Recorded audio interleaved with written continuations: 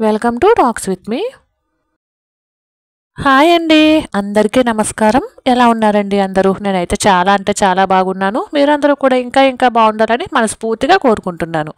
డబ్బును సేవ్ చేద్దాం అనుకునే ఆడవాళ్ళు ఖచ్చితంగా కిచెన్లో ఇలాంటి అలవాట్లను అయితే అలవర్చుకోవాల్సిందేనండి.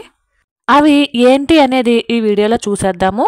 దానికంటే ముందు ఈ ఛానల్ని ఎవరైనా ఫస్ట్ టైం చూస్తున్నట్లయితే సబ్స్క్రైబ్ చేసుకుని సపోర్ట్ చేయండి.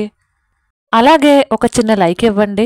మీరు లైక్ ఇవ్వడం వల్ల ఈ వీడియో నిజంగా ఎవరికి అయితే అవసరం అవుతుందో వాళ్ళ దాకా చేరుతుందండి.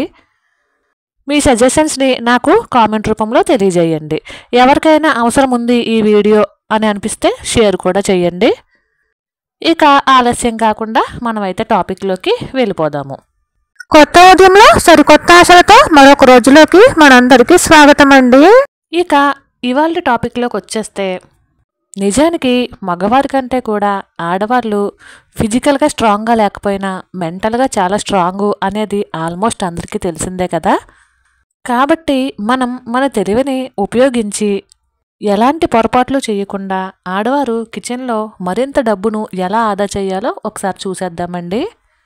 ఈ రోజుల్లో మన ఆడవాళ్ళు కూడా చాలా స్మార్ట్గానే ఆలోచిస్తున్నారు. ఉన్న దాంట్లో అడ్జస్ట్ అవడంతో పాటు పెట్టుబడులు కూడా చక్కగా పెడుతున్నారండి. అన్ని రంగాలలోనూ కూడా ఆడవారు ముందుంటున్నారు. ఇది చెప్పాల్సిన అవసరం లేదు.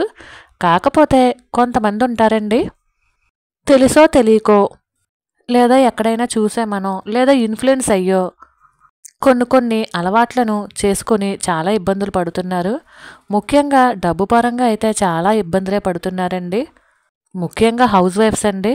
ఎటువంటి ఆదాయము లేదు అనుకునే హౌస్ వైఫ్ ఉన్న దాంట్లోనే డబ్బుని భద్రపరుచుకుని చక్కగా, మనకి బెస్ట్ ఇన్వెస్ట్మెంట్ ప్లాన్ ఏదైనా ఉంది అంటే అది నేను గోల్డ్ అనే చెప్తానండి. అలాంటి గోల్డ్ వస్తువులు గట్రా తీసుకోవాలి, కానీ అక్కర్లేని వాటి మీద ఎక్కువ పోసేస్తున్నారండి.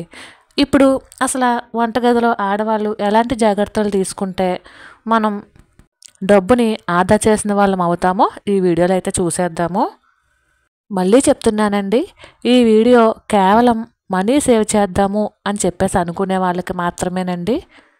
ఇంట్లోనే ఉండి మనీ సేవ్ చేద్దాము, మనకు ఉన్నంతలో మనం సేవ్ చేసుకుందాము అని చెప్పేసి అనుకునే వాళ్ళకి మాత్రమే. ఈ మధ్యకాలం కిచెన్ అయితే మాత్రం ఒక చిన్న సైజు షాపింగ్ మాల్లానే అయిపోతుందండి. అది మనం ప్రత్యేకించి చెప్పనవసరం లేదు. కనీసం వీధిలో 1-2 ఇళ్ళు ఆ విధంగానే ఉంటున్నాయి.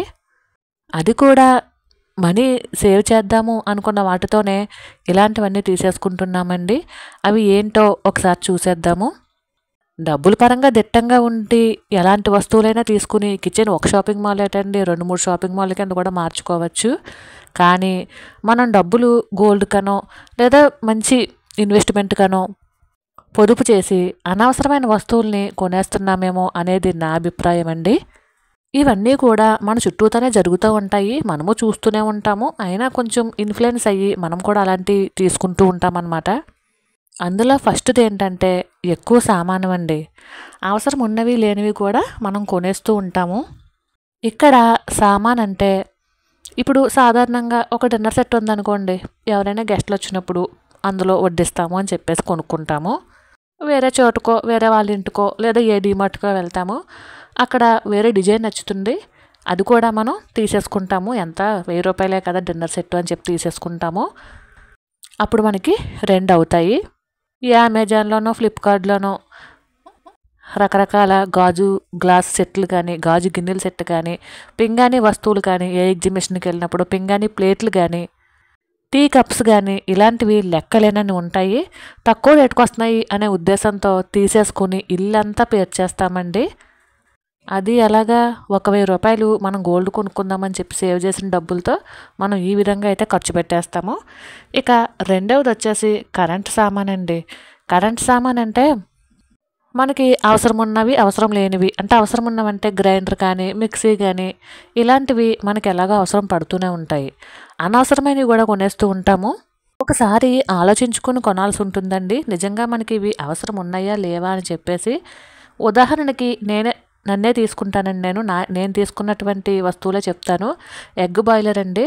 4 కోడిగుడ్లు ఒక దాకలో వేసేసి పొయ్యి మీద పెట్టేస్తే 10 నిమిషాల్లో ఉడికిపోతాయి.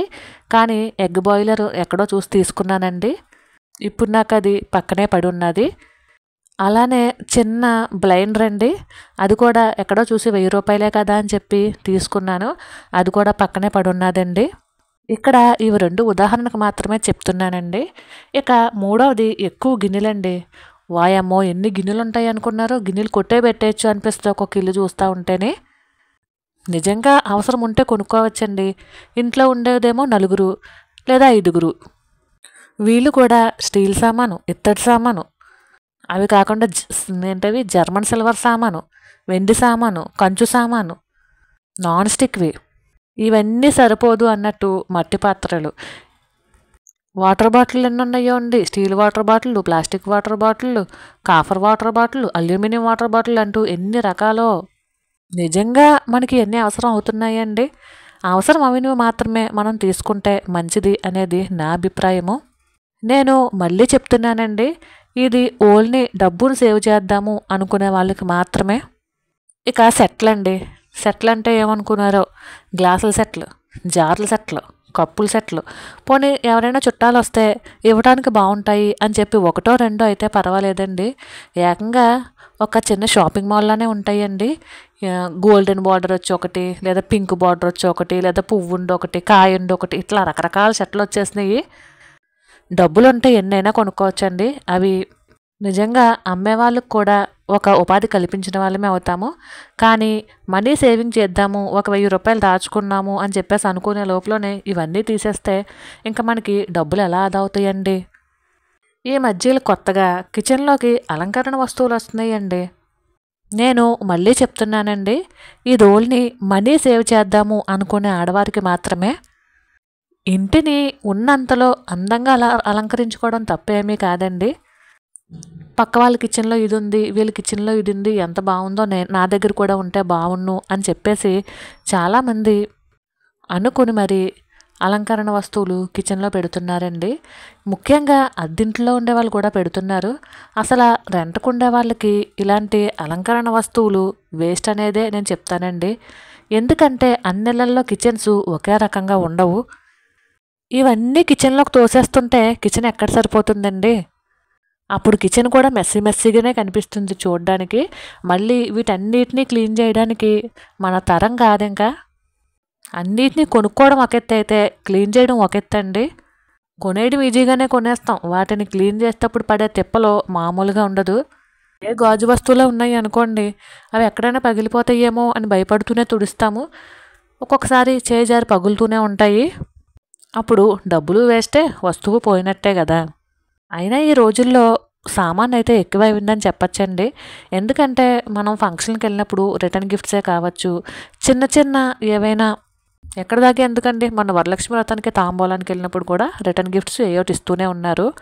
ఇవన్నీ కూడా ఇల్లంతా గత్తరగా ఉండడం తప్ప ఏమీ ఉండదండి. డబ్బు సేవ్ చేద్దాము అనుకునే వాళ్ళు ఇలాంటి వాటి జోలికి పోకూడదు అనేది నా ఉద్దేశం అండి.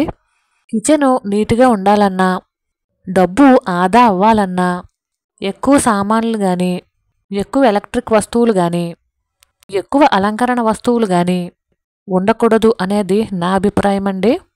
మళ్ళీ వాటిని క్లీన్ చేసుకోవడానికే మనకి ఏదైనా పండగ కానీ పూజ కానీ వస్తే డీప్ క్లీన్ చేయడానికే మనకి 2-3 రోజులైతే పట్టేస్తుంది. కాబట్టి ఆలోచించుకుని ఎవరికి ఏవి అవసరమో అవే తీసుకోవడం ఉత్తమమైన లక్షణం అనేది నా అభిప్రాయం అండి. మరైతే ఇదేనండి ఇవాల్టి వీడియో. ఈ వీడియో మీకు నచ్చినట్లయితే please like, share and subscribe. మరైతే ఉంటాను. Thank you for watching. Bye.